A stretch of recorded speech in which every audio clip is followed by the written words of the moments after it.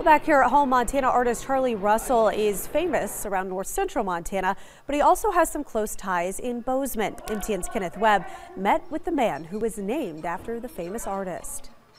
Well, as a teenager, my mother and her sister and her mother were neighbors of the Russells. They lived about in the same location as the museum is now located.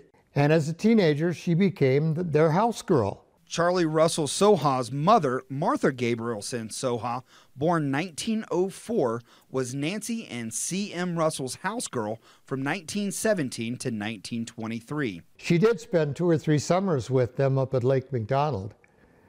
And I have a picture of my mother standing next to Charlie when they were swimming in that cold, cold water of Lake McDonald.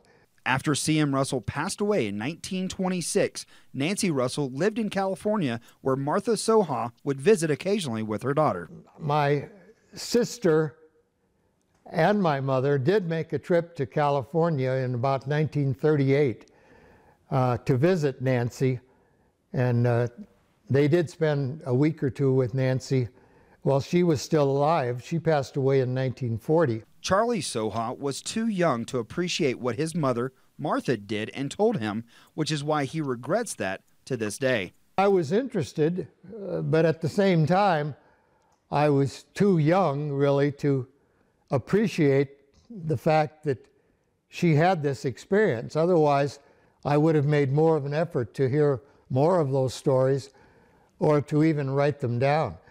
And I regret that I didn't do that.